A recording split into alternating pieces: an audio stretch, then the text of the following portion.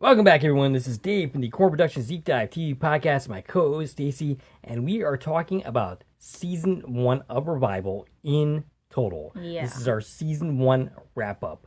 Before we go any further, I'll tell you a couple of things. One, this is not a spoiler-free podcast, so if you haven't watched this season, I highly recommend you go and do that before coming and watching this podcast. In fact, I just recommend you do it. Period. Do it, regardless. and then watch it again, and Yes. again, and again. Yep. Help us get a season 2 renewal. And also, secondly, if you're listening on the platforms of this podcast now, please follow. Feel free to check out our YouTube channel, Korman Productions, where additional content can be discovered. If you're already on our YouTube channel, please like, share, and comment, and subscribe to our channel. All right, shout-outs before we get into things. First of all, a birthday shout-out for Luke Boyce, who turned, any idea? Oh, I didn't write that No, down. no, okay. Did know. Well, he turned a year older, as it turns out. That's what happens. Really? Yes. When you have birthdays, that's what happens. That's it. Okay. All right. And you have some shout-outs as well. Yeah, so during this podcast, if you're watching our YouTube version of it, you're going to be seeing some behind-the-scenes photos from the season of Revival. We've been showing press photos all season. I figured this week we would, show you some of the behind-the-scenes stuff because it's really cool. And these photos are provided by some of the cast and crew of Revival. Thank you to the creators of this series, Luke Boyce and Aaron Koontz, as well as cast members Jimmy MacKinley, Michael Stafford, and Aryelle Morrison, and crew members Nick LeBlanc and Ashley Bright, who all sent me all of these great things that you're looking at right now.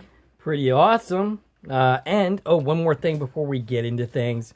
There's a new YouTube feature called Hype.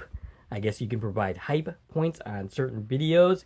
If you're watching this and you happen to like the video, please give us the points. Yeah, just click on the little hype button. Yeah. It's free. I don't know if it actually helps that much. We don't really understand it yet. It just launched. Yep. As of when we're talking about this. By the time you hear this, you might know more than we do. As far as we know, it's currently only available to Android devices. But if you see the little button that says hype, click on it. Yeah. It'll help us. Yeah, absolutely. Theoretically. We could always use the help. All right, so Stacie, your thoughts overall on the season 1 finale. Well, not season 1 as a whole, not the finale. We did that already. Yes, all of it. I love this show. Yes. We went into Revival having no idea what we were watching other than it was SyFy because it was airing on the SyFy network. And it was filmed in New Brunswick, Canada, and might have some people involved in it that we know. That was the extent of what we knew going into this. And we sat down, we watched an episode, and then we went, I'm not sure what this show is, but let's cover it. Right, yeah, so we watched it because we had screeners. It was a last-minute decision whether we were going to cover this series or not. We picked it up alongside the Institute, which we were already going to cover, and Sullivan's Crossing. And I think, oddly enough, the one that we decided last minute to pick up to watch, to cover, ended up being our favorite of the three series. Yeah, I really, really enjoyed this season of television. I feel like Revival is a great mix of drama and comedy and horror and puzzles and all of the things that we want from television. It's here. Yes, absolutely. I feel like they did a great job giving us some answers. Mm-hmm. But I also feel like they definitely left the door open for a second season. As of when we're recording, there has been no announcement about a renewal or a cancellation. So we are hopeful for a season 2, and if you're listening to us talk about this still, I'm sure you also are hopeful for a renewal. So let's talk about some things that you can do to help get the show renewed. All right, let's hear it. All right. So first thing you can do is obviously watch and rewatch the show. As far as we know, they are tracking the numbers on Peacock. So if you're in the U.S., be watching the show on Peacock again and again and again and again. My dog has watched the whole season several times, and I think she might know it by heart at this point. Your dog is a super fan of Revival. She is. She is. I even got my husband to watch it. He watched the whole season, which is rare to get him to sit through a whole season of anything. Yes. So that's some pretty positive feedback right there, that I made him watch it, and he stayed and finished it. And he even watched some of our interviews. He did. Yeah. The other thing that you can do is in your social media posts about Revival, you're going to tag at Peacock, at NBCUniversal, and at SyFy. And you're going to want to use the hashtags, hashtag Revival, and hashtag RenewRevivalS2 in all of your posts. Make sure you keep your posts positive and kind, because we are trying to win over these people, not harass them, because that doesn't work. Right. And finally, if you have not already done so, you may go on to Rotten Tomatoes and IMDb, and on both of those places, give Revival positive ratings and reviews. And while you're at it, give the Korman Productions Deep Dive TV podcast a positive review and ratings. Yes, on IMDb. That was my next note. Oh, okay. We're currently, I think, at 0.3 out of 10. Pretty good. Mm-hmm. Yeah. Pretty good. So, yeah, while you're on IMDb, give us a rating. As long as, it's a 5.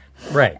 Yeah, if you hate us, don't bother. Or, wait, a 10. 10. On IMDb, it's 10. Right, yeah. So, if you hate us, please don't do that. But if you like us... Don't give us a 5 out of 10. Yeah. Only give us a 5 if it's out of 5, but I'm pretty sure IMDb's out of 10. Yeah, I'm pretty sure you're correct there. Yeah, so overall, I thought a pretty good season. The finale was a tad confusing, which is why I'm really hoping to get a season 2. One, because I love this series, and I love this cast, but also because I would like some answers to some of the questions that I have that I do not currently have answers to. Right. I mean, sure, the way the finale ended, if that's the way it ended and we don't get anything further, I think I'd be satisfied. At least we know who killed M. Right. What caused Revival Day. We know what the creatures are, right. Sort of. Right. We definitely know a lot more than we do at the end of a lot of seasons of television for mystery box shows. Absolutely. But yeah, there's definitely still questions, and if I've seen criticisms for the finale, that was it, is people are confused. Yeah. Now, some of it is things they're supposed to be confused about, like that cliffhanger ending of what the heck is M doing with Nathea? We're not supposed to understand that. That's a cliffhanger. That's how season ends work. But there is a lot of confusion just about like the other stuff that happened in the finale too. Gotcha.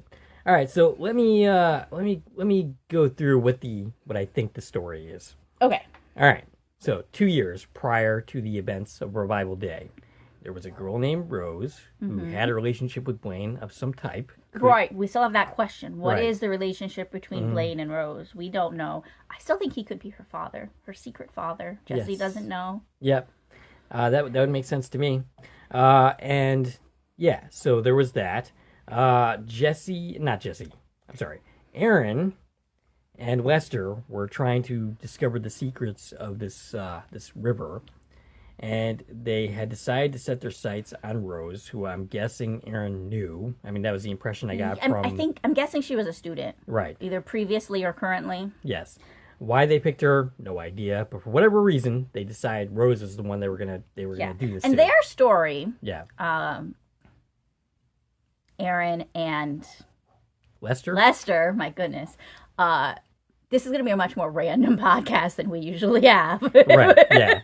We don't have as much preparation for this as we this usually is just do, kind of a let's talk about it. Yeah. So it's going to be harder to organize thoughts because they're not pretty and organized in front of us like they usually are. Their stories would have started earlier, right? So they met at some point prior to that, and we're already planning this. But when we get to that day that Rose was taken. Gotcha. So for whatever reason, they picked Rose. They knock her out. It doesn't seem like they kill her. Aaron doesn't kill her. Bring her to Moore Creek. And then basically choke her out in the water. And it starts to do something. We're not sure exactly what they thought was going to happen or what they wanted to happen. Right. But it has something to do with breaking down the barrier between life and death, between the living realm and the afterlife.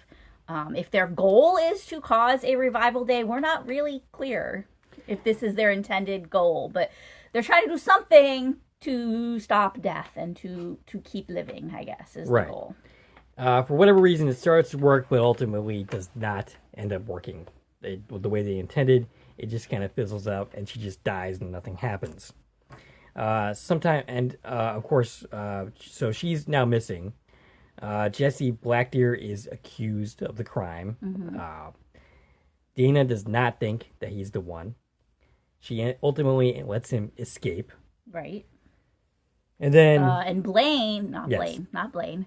Okay, Blaine, sure. Blaine towed the car, or at the very least had the car on his lot where her body is, Yes. and presumably had no idea that his Right. friend, Rose Blackdeer, was dead in the trunk of a car on his property, which is really Right. sad. Yeah.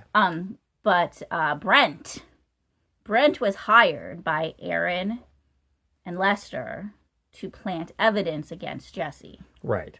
And they specifically used the fact that his mother was sick against him. They basically, I guess, offered to pay his medical bills of his mother if he committed this crime for them. And he ended up doing so, and I guess his mother got better, I guess? I don't think we heard about anything Right, that happened. yeah. With it. We heard that the bills got paid. Mm. But I don't know if we heard what happened with her after that. So Jessie Blackdeer ended up a black mark on Dana. She ends up getting some shit about it. One night she's in a bar. Mm-hmm. She's getting into it with a townie. patron. Yeah, about the Blackdeer case. I'm guessing she's been drinking. Yes, she was in a drunken fight, is what we're told. Right. And her mother, you picked up on this when you were watching Yeah, episode when 8. we were recording, was that 8? No, actually, I'm sorry. That was it was 9. Yeah. Okay, we specifically said that scene was hard for us to decipher because Yeah. there's two different conversations happening at Right. once. She's basically yelling over her. And when we have yeah, screeners, the screeners do not have subtitles. subtitles. So rewatching the episode, like the actual air episode with subtitles, is when I picked up on the line that I had missed the first couple times watching it, which was the reason Patty wasn't driving. We had speculated maybe she was drinking too. That wasn't the case. The reason Patty didn't drive was because she just doesn't like driving in winter. Mm. So that's why she wasn't the one driving the car, and M ended up driving. And of course, they did try to call Wayne. Right, but he didn't answer. He was a little busy. Right. He was getting busy, if you know what I mean, with Delicious' wife. With Diane Delish. Yes. And as a result, M ended up behind the wheel in a freak accident where... A deer. Yeah, there was a deer that leaped out in front of their car, resulted in their mother dying. M would spend the rest of the next 2 years blaming herself for that. Dana would spend her time blaming herself for that. And I'm sure Wayne also carried that guilt as well. Right. But he also let his daughters carry that guilt. Yeah, he never told them Yeah. what he was doing. Now, I do want to point out one thing that he told us in the finale is, or I think it was in episode 9 at the end, that Wayne and Patty were separated. Mm-hmm. So he was not cheating on their mom. They were separated. Now, he was still sleeping with his best friend's wife. Yeah. So there's that. Yes. But he wasn't cheating on Patty. Okay. I mean, we don't know why they were separating. They could be separating because he was already cheating on her. Well, we don't know that. Were they legally separated? Because I think that's an important distinction. Because if they were still married but not living apart or whatever, that would still be legally cheating. Well, the impression I get is they were separated and she would either know about this or... Didn't care. Right. They were at a point where, they were no longer in a relationship. Gotcha. All right. Also, something I failed to mention, backstepping a little bit. May and Rose were in a relationship. After she disappeared, she went on a quest to figure out what the heck happened. And her investigations led her to finding out about Brent, which led her to Jessie Blackdeer, who at this point was in hiding. Jessie Blackdeer came back into the picture and then tried to hunt Brent down and ended up getting killed. By Brent. On Revival Day. Brent took Jessie Blackdeer to the crematorium. To Randy. And was basically saying, hey, we need to do this right away because the family wants closure. While at the same time saying it's a John Doe, which indicates Yes. we don't know who the Right. family is. Which makes Brent and Randy both pretty stupid. I mean, they are pretty stupid, so... Yeah, this isn't a very competent town. Don't move here. Yeah. Don't move to the fictional Wausau. I'm sure the real Wausau is fine, but Right. don't move to this one. Right. Yeah, I think the real Wausau might want to sue for making them look so stupid. But all right, so May follows Brent to the crematorium. She interviews Randy on the guise of like interviewing him because he has an interesting job when she's really investigating what happened to Jesse. She wants to get a look at the body and see if it's Jesse, and she does, and it is. Yes. And meanwhile, Lester and Aaron have decided that. Well, actually, no. I'm sorry. Meanwhile, Aaron. Yes, Aaron has decided because at this point he's. Lester doesn't know what's going on. Yeah, according to Lester. Right. According to Lester, Aaron is basically cutting him out and has basically kidnapped M with the intention of trying to use her in the creek. Yeah, which he is having an affair with. Yes. So basically it's killing two birds with one stone. Or maybe killing two M's with one stone? I don't know. Anyway, so basically he's taking care of two problems at once. He's basically trying to do this water thing or whatever he's trying to steal her life force. To save his wife's life, presumably. Right. I mean, that's what Lester seems to think. This would be a good point for me to give one of Adam's theories. So okay. I told you my husband watched the finale last night. He has a theory. All right, let's hear it. He thinks Nathea died and is a reviver. I also thought that. We had thought at one point she might be a reviver. So after watching the finale, his take is Nathea died, like on revival day. Right. Which is what caused Aaron to go try the ceremony to bring her back. Gotcha. I mean, that makes sense. It also tracks with one of her lines about keeping up with appearances. Right. Because if she'd already been sick for a long time, they're not just talking about that. I mean, they could be. But still, it seems like that's plausible. Like, maybe she died. She is a reviver. And that's what they were talking about. And I actually had brought that up as a possibility back early on myself, that she was perhaps had died. Right. But the idea here is that this is what prompted Aaron to try in the first place. Try and do it today without Lester, is because Nathea died. Okay, that actually, I actually like that theory. I like that theory too. Yeah. Now it would mean all the times we see her getting chemo is just a ruse, which means she probably has somebody at the hospital helping her. If that's the case. Also, according to the showrunners with Boyce and Aaron Koontz, how you died is how you came back. Basically, if you had damage prior to becoming revived, you still had that damage. So she still had cancer. That's a complicated question, because if you still have cancer, but you can't die, the cancer's not killing you, so what is cancer? I mean, at that point, it's benign cancer. It's just cancer that's not spreading or growing. Which means that she doesn't need chemo. Fair enough.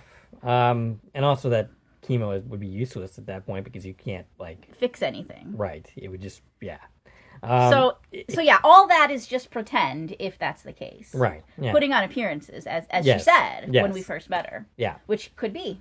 Yeah. Could be. Could very well be. When Aaron is trying to kill M, Lester ends up intervening and hitting him out of the way, which seems to send M into the air, glowing, and that is what ends up starting Revival Day. Right. So the ceremony was interrupted, but not before something happened. And again, we don't know how much of this is what they wanted to happen, how much is a side effect, what exactly was supposed to happen. Right. Because it was interrupted. Every time any bit of ceremony is happening, it's getting interrupted. So we're never seeing the full, here's what was supposed to happen, even at, in episode 10. Right. So my question is, why did they wait 2 years to try this again after Rose? Right. Why didn't they try this with other women? And, it's actually quite possible that they did. We just didn't hear about it. It didn't, according to Lester's story, which could be a totally unreliable narrator, we don't know. He didn't seem, it didn't sound like they'd been kept trying. He was like, I built all this to do it right. And it sounded like he thought they weren't ready to try again. So my question is, if M wasn't part of the plan, what was part of the plan? Who were they going to try it on? In my opinion, I think he was still trying to figure it out. He didn't want to kill somebody else. Right. Until they knew what the trick was, what the difference was, how to do it right. Now, we had questioned, at least, or I did at least, whether Lester was sincere in what he was saying in the finale, whether he was just trying to help himself or if he was legitimately both trying to help himself and the world, as he said in the finale. And the actor who plays him, Peter Millard, who we just talked to, thinks that he was being sincere. And he said something interesting in that interview that I wish I had followed up. I had a follow-up question to that. Okay. He started to say that he would not be able to inhabit Lester's, skin, if that makes any sense, how I just phrased that, if he was not, in fact, sincere. So it leads me to question whether he would have been able to play the character if he were just straight up evil, or... Well, I think it leans to maybe Peter, doesn't necessarily know anything outside of the script we know. Right. Again, Lester could just be a completely unreliable narrator. He could be telling us total BS. Right. The whole thing about, well, it was Aaron that did it, and, I wasn't on board with this. It's not how it was supposed to go down. That might not be true. I mean, yeah, he could have been painting himself. He could have killed 100 women for all we know. Right. He could have basically been a serial killer. Yeah, I mean, basically, he is trying to paint himself as the good guy, and maybe to an extent, the story he's actually sharing is the true story, right? Or maybe it's just you're the hero of your own story when it comes down to it. But Peter is taking Lester at face value because he wants to be playing a character that's not pure evil. Right. Yeah, and that makes sense. I'm not sure where I'm going from here. So you were just kind of going through the timeline. Yeah, okay. So Revival Day starts. 50 people came back to life. 50 people came back to life that we know of. It started with 47, and then we learned about 3 more that weren't on the list, so that brings us to 50 revivers. They were people who died within a certain range of this spot, within Wausau, and it was within 14 days. So the people who had died in close enough time and space proximity to this event are the ones who came back. Right. And so... But they came back, separated from their souls. Right. Whatever that means. Yeah, it's very metaphysical and spiritual, and on that score of things, I have trouble understanding it, because I don't really necessarily have connection to those kind of themes. But nevertheless, they're interesting. Some of them did express how they felt like something was missing. So they're themselves, right? Yes. So, I don't know, when I think of, like, your soul, I think of your being, and they're still that. Yes. But then there's this other part of them that's missing. So... and separate. It's kind of interesting to ask, like, what exactly does these creatures represent? What part of that does that represent of yourself? Right. What does it mean to be separated from this? What are you missing exactly? Yeah, and I can't speak to that. Right, and nor could I. But when the physical person that's left, the revived, meets up with their glowing alien-looking soul that's made out of a puppet, and they touch willingly and reunite, they poof out of existence?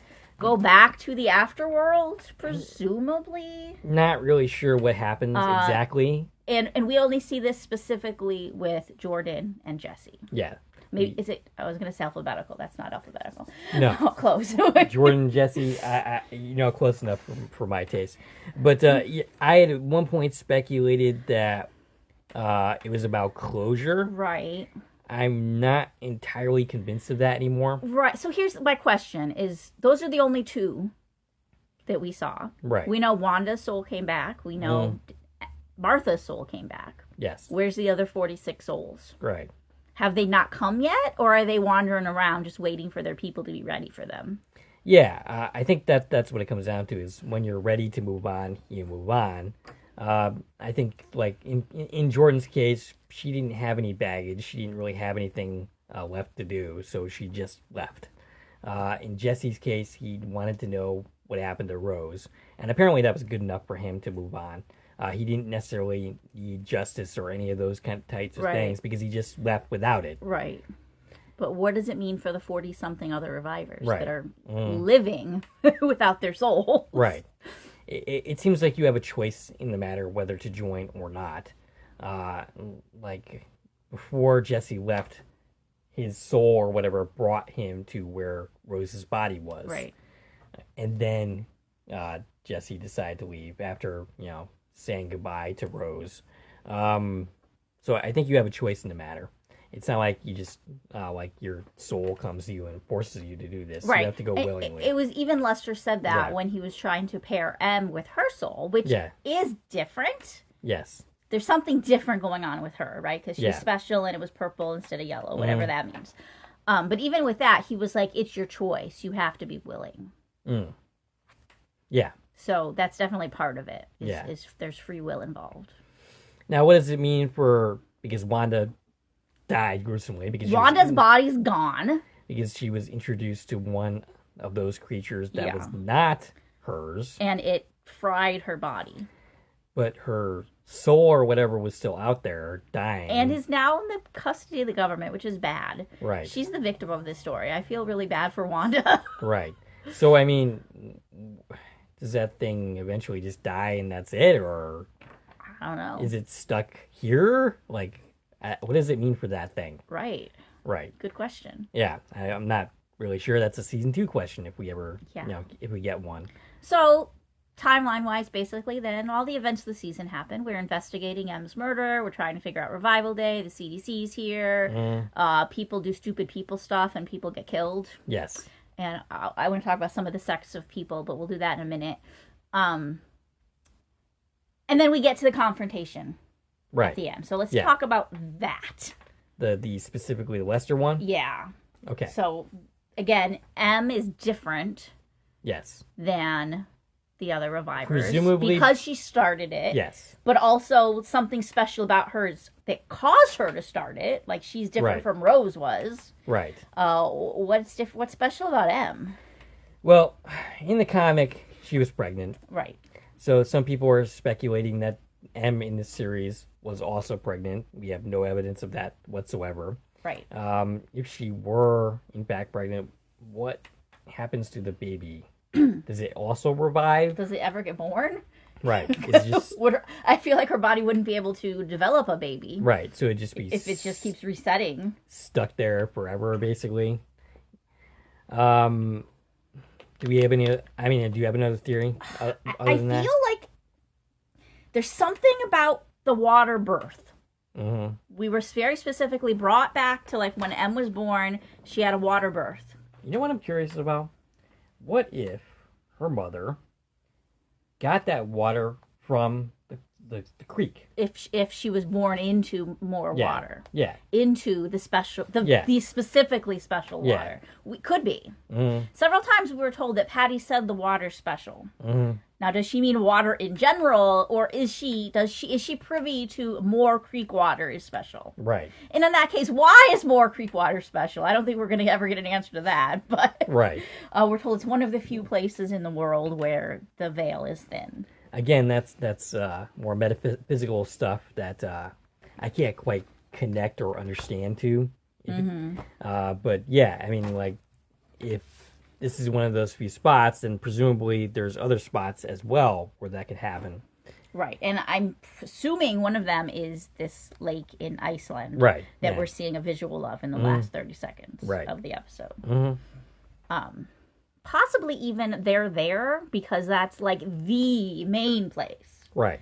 Like maybe Moore Creek is a place, but maybe this is like the root place, like gotcha. the main, like the thinnest place. Right. It almost kind of seems like Lester thinks of it as like a fountain of youth type of deal, right? Because where it doesn't necessarily de-age at you, but right. It keeps you from dying, basically. It's something to do with immortality. So I mean, which seems to be the case for the revivers. Right, like they can't die. Yeah. And also M can heal people. Right. So as long as she just heals all the sick people in the world, they won't die. Right. Which I made this joke before. She just needs to set up shop at the creek. Right. Or in Iceland, if this is the purest water. You know, I'm not sure that Lester has fully thought through this whole idea of, like, bringing life to everyone, because if nobody dies, then you have a serious overpopulation problem. Well, yeah. Like, people have to die. There's a problem with playing God. Right, yes. And Peter told us he didn't necessarily agree with our words that Lester's playing God, but I stick to that. That's what he's doing. Yes. If he wants to decide who can live. Right, and if the answer is everyone, well, that's a pretty serious problem. You end up with a Star Trek episode from the original series called The Mark of Gideon, where basically you have a population of people that can't move anywhere, literally, because they can't die, so they're all just stuck there, like just not being able to move. Yeah, so people at the end of the day have to die in order for life to keep being sustainable here. Right. So that's kind of a hole in what Lester is thinking here, as far as trying to like bring life to everybody, if that's even what he's trying to do. Right. We know he's trying to preserve his own life. Yes. And we're not sure exactly how that was supposed to work. Right. One thing you and I suggested was that he was literally stealing M's life force. Yes. In that scene before Dana shot him. Right. Did we say that on there? I think so. Okay. I don't remember. And even Peter said, yeah, something was definitely going into Lester, right? Mm-hmm. Was it like she was healing him, as in giving him immortality powers? Right. Or was it literally her soul going to him, or him going to her? I don't know. Basically trying to steal. There was something happening between them, though. Right. Which, again, was interrupted, so we didn't get to see exactly what his goal outcome was. Now, you had speculated, I don't know if you had speculated on air or not, that the M we see at the end of the episode is not, in fact, M at all. We did talk about that on air. Okay. And I haven't seen anybody else with this theory, but this is a theory we talked about was, could Lester be the one inside of M's body? Or could they both be in there? Well, if they're going to go that route, I would hope that they would both be in there, because it's not... Because we don't want to lose M. Well, not to mention that, but I'm going to bring up an example from Under the Dome. Okay. Season 3, specifically Junior. Once Junior effectively becomes a pod person, he stays a pod person for the remainder of the series. That's it. Junior's basically gone. That's not very interesting. That's a waste of a character. Yeah. So no, if they're both occupying the body, we need M to be able to win at the end, right, and have her body back. Because otherwise, what's the point? Like, why have Rami Weltman if you're not also going to have M? I would love to see Romy play Lester. Oh, that would be interesting. Like, this would be fun to see Lester possessing that body. So I kind of want that to be the case, just because I really want to see that. Right. But I mean. So if they're going to go that route, they both have to be in there. And that leaves us room to do like inside the head type of stuff. Yes. Gives us room to bring Peter back. Absolutely. And we can do that anyway, because there's still more story to tell. Absolutely. There's definitely places where I can see him coming back for all sorts of reasons, like flashbacks and stuff. But, and I know I mentioned this before, but the 100 season, I don't know, 6, 7, whatever the later season was, where we had the people with the mind drives, and then we had our main character and this person who took over her mind both fighting inside her head, and we saw the two actresses all the time just interacting with each other in the mind space. Right. So something like that I think would be really cool. Yeah, I mean, that kind of that would be interesting. But just having Lester inhabit M's body without like M also in there, right, or without the possibility of her coming back, that would suck. Or maybe it's just M. So I told you this off air, but I haven't said it in the recording yet. My husband Adam watched the finale last night. His theory was, well, because we were kind of like, oh, M disappeared. Right. Where'd she go? Is she gone? Oh, no, she's in Iceland. Did she poof there? We don't know. My husband's take was, oh, well, Dana passed out. That's why we don't see anything else. But the whole light and the thing happening to M was just whatever part Lester had stolen going back into M once Lester died. And then M was just cool and she just like walked out on her own. Right. And then she would have either went and found Nathea, or Nathea came and found her and took her. Maybe because M just knows something now. Maybe she gained some knowledge from Lester during that whole thing and knows more of the plan, knows more of the science, medical, whatever is happening, and she knows she needs Nathea somehow. Like, either we don't know if it's Nathea or M that got them together, but whatever got them together. Right, and it's 2 for 2 for Adam theories, because I kind of it's quite often that I find Adam's theories off the wall and insane. But he's proposed 2 theories here that I rather like, and wouldn't mind seeing come to fruition. Yeah. Now, off of that, the idea that M is just okay and didn't disappear, it was just Dana passing out and we didn't see what happened next. What about if Nathia came? Yeah. Because she obviously knows something, whether she did the whole time or not. She knows something now and she's coming. And she finds M. Maybe M's alive. Maybe she's reunited with her soul, but because she's purple and special, she didn't poof away. But she's sick because of what just happened. But the Moor Creek water isn't enough to secure her this time. So maybe Nathia brings her to Iceland where the better water is. Gotcha. Okay. So I'm not entirely sure that these people who go poof are gone for good. Well, as far as we know, they're gone, or are they in Iceland? I mean, maybe that's just where they go. You don't actually go to heaven; you go to Iceland. Right. Iceland's just full. Iceland is the afterlife. Yes, that's it. There we go. Okay. So, and I want to shout out some of the amazing cast again, because what an amazing cast we have. Absolutely. Right. So we're talking about all these characters. I want to kind of go through some of the characters and talk about where they're left at the end of the season. Mm-hmm. What questions do we still have? What's open still? You know what I mean? Right. Okay. So we've talked a lot about M. As far as her family knows, she's gone. M, of course, played by Romy Weltman. Amazing job. Very glad they didn't actually kill her off. Right. Because we need to see more of her in season 2, regardless. It is notable that every single actor or anybody associated with the show that we've talked to so far says that the person who playing her, Romy Weltman, is an amazing person. Right. So, yeah. Yeah, she's everybody's favorite. Yeah. Even though we don't ask them to pick favorite actors. We stopped doing that a long time ago. Right. We realized that was a bad idea. But when we ask like favorite character or someone you want to work with more, it's Romy. It's Absolutely. everybody's answer. I want to work more with Romy, too. Oh, yeah, Romy, come talk to us. So, yeah, I think we covered it. We don't know what's up with her, but she's in Iceland with Nathia. We don't know why, where, when, how is M. Right, exactly. There's just a whole ton of questions there. But Romy is in Iceland with Nathia. Right. Yeah. For better or worse. So let's talk about the rest of the Cypress family. We've got the dad, Sheriff Wayne Cypress, David James Elliott.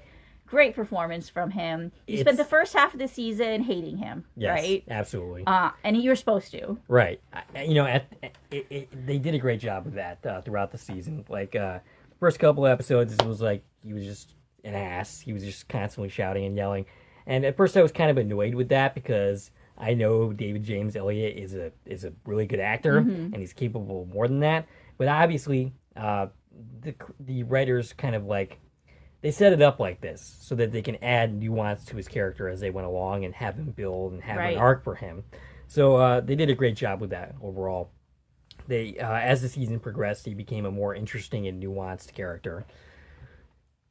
And where we leave him is... He's in kind of a sad place, right? Yeah. He lost his daughter, as far as he knows.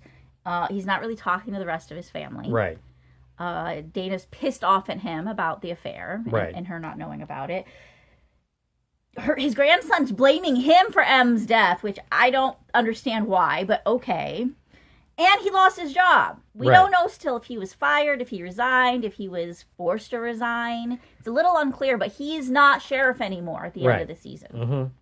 Yeah, so we don't know where his character goes. So he's left in a... kind of limbo. Right. Yeah. So... His character could go anywhere if we get a second season. Then, of course, we have Dana. This is Dana, Melanie Scrofano.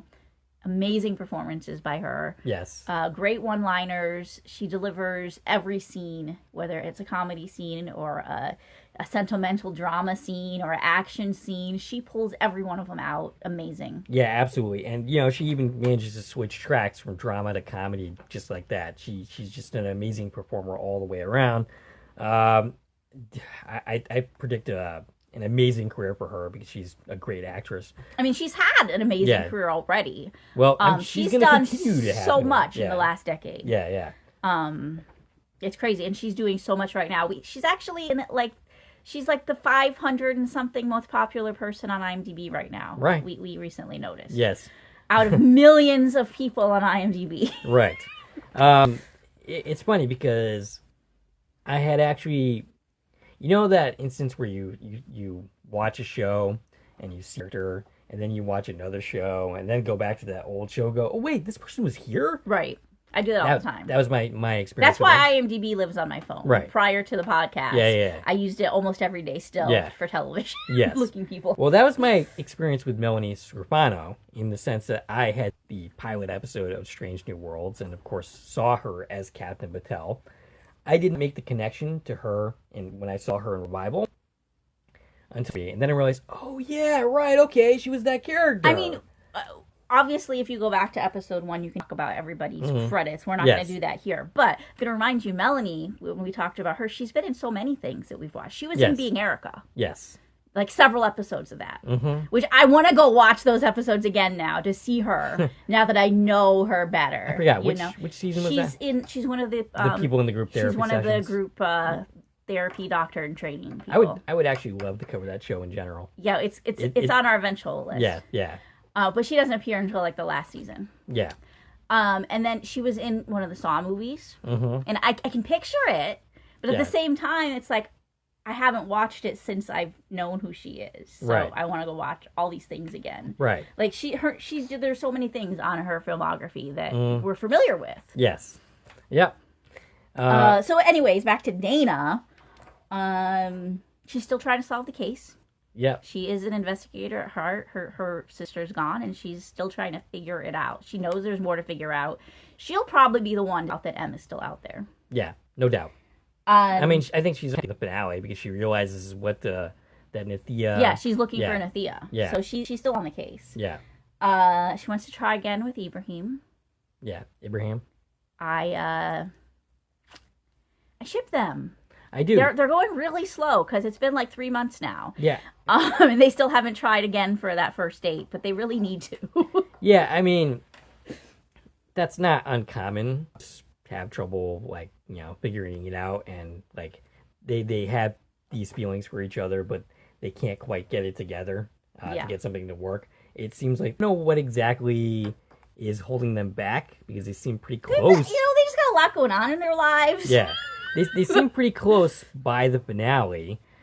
But they're still like, yeah, sometime. Right. We'll try again sometime. Right. I mean, Ibrahim was more, like, cautious, it seemed, in that final scene than Dana was. Dana was, like...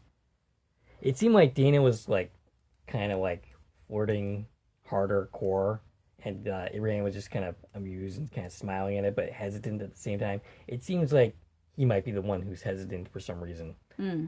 He might be the one holding it up, and I'm not totally sure why, but the vibe I got when we saw that last scene. Okay. Because she was all like, oh, is the fungus the only reason you're sticking around for? And she was the one that suggested that they, try again. Right. And he's just like, yeah, he seemed to be the hesitant one. I'm not totally sure exactly why, but that seemed to be the case to me. One thing I saw a lot of people online say about Dana is they were really upset that she was... Here's what I have to say about that. One, I don't think she wants to be. Right. She is happy doing the minimal amount of work possible, right? She's not really a very committed police officer. She just wants to do her job and eat her donuts and be left alone. Right. Plus, I don't think it works like that. No, it doesn't work like that. Well, when you have to be voted in, but I think in the case of JP, why he got the job is because he was probably like, the number 2 guy. Right. Remember, Dana wasn't even on the Reviver task force. She wasn't even allowed to see the list of Revivers. She stole that information. Right. She was not very high up the chain. Yes. So there's no reason to think she'd have been the one promoted. Right. Also, wasn't she just as involved in shit as her dad was? Yeah. I mean, she's lucky to still have a job. Yes. Most of them are. You know what I mean? Right. Or not just having a job, but being in prison. Right. So I don't think it's unbelievable that she wasn't promoted. Like she shouldn't have been the person. JP was also involved with that too. Sure, but he seems much more by the book than the rest of these people, right? I think JP was probably like second in command. Like maybe he was the, for lack of a better term, the vice president to his Wayne's president. If that makes any sense. Well, I would argue that Brent was. Since Well, he's the one that, did the investigation, did this, did that. all right, but he's dead now. Right. So I think JP came after Brent, if right. we're going that way. Yeah. Before we go back to the cops, just finish out the Cypress family. We got Cooper, played by Hudson Worcester. I think this was his first real role, if I'm recalling. He was incredible. He did a great job throughout the season. He's kind of sad right now. Yeah. He's sad that has to unpack his room. Yeah. He doesn't want to talk to Grandpa. He's really missing M. He's missing his friend Jordan. He's missing Jordan, right? So he's going through a lot of trauma in a very short amount of time. He's got a lot going on. Yeah. Yeah. So we need him to have some better luck in season 2. Yes. Maybe he can get a girlfriend or something. He's a little young for that. I mean, he's sure. like 8. I mean, it won't last long. When you have a girlfriend at that stage, it lasts like a week, maybe a day. It's like, want to be my girlfriend? Sure. Okay, we're gonna break up now. That's how relationships when you're 8 go. Okay. Not that I ever experienced that. I didn't date until I was 20 something. But anyway, moving along. Rounding out the Cypress family, we have Patty Cypress, who of course has been gone for 2 years, but we got to see her a lot in this season. She was played by Laura Jean Krostesky. I think specifically we got to see her in episodes 9 and 10 a lot. Yes. Was she just a vision in M's mind? I think that whatever happening was happening in episode 9, which I think was a psychotic break, was a little bit different than what was going on in the episode 10 episode. I think she was not really the mother. She was just a manifestation of M's guilt in episode 9. In episode 10, I don't know what that was. I think it might have been the soul's way of communicating with M. Maybe. If that makes any sense. It was like her... Well, in that case, it would be the same thing. But instead of coming from M, it was coming from the other part M. Right, yes. Well, oh yeah, okay, that makes sense. Yeah. So kind of the same thing, but different. Yeah. In that case, it wasn't a psychotic break. It was the soul's way of talking to M, because it doesn't have any other way to do that. Right. Because, the M that was, talking to... I'm sorry, the mother that was talking to M in episode 9 was basically hating on M. Basically telling her that she was a piece of shit. And the one we saw in the finale, briefly... was basically saying, I forgive you, and welcoming her in. Yeah. So it was different. It was different. Yeah. I don't think it was the same But I don't thing. think it was actually her spirit. No. Or anything like that. No, I don't think so. It was some, I don't think it was her spirit. But I think there's more to Patty's story. Absolutely. I'm not even sure that she's actually dead. I don't think I'm ready to have that conversation. No, yeah, I don't necessarily want to go in that direction, because then we're heading into Under the Dome. Under the Dome, where's the red door? Right. Dave, come on. Yeah. So. Okay. No. I feel like there's more to what happened with Patty before she died, involved in all of this, and I really am thinking. I mentioned it once, and I was kind of joking that she made some kind of deal with something. But maybe something about her in the water and M being born special, and there's something else there that I'm not really sure what my theory is, but something to do with the mom and the water and the baby. Right. Yeah. I think there's more story there to discover for sure. And then a shout out to the other actresses who were part of the Cypress family. We had young M, played by Reagan McNeil, and teen Dana, played by Reese Finley. Okay. And those are the Cypresses. Right. So the police department, we talked about it a little bit. We've Yep. got J.P. Brissett taking over as interim sheriff. And, I think that's pretty fair, because he seemed like the most actually competent police officer that we saw throughout the season. I mean, other than, Rogers and McKinley. Right. But he was also the most front and center character. So Rogers and Fitzpatrick. That's what I meant. McKinley is the actor, not the character. I think he was a great choice. He already seems to be doing a better job than Wayne, right? Yes, yeah. And throughout, all of his involvements were helpful and practical and above board. Yeah. So I think he was a great choice. I think he'll do good things. And of course, JP is played by Glenn Gould.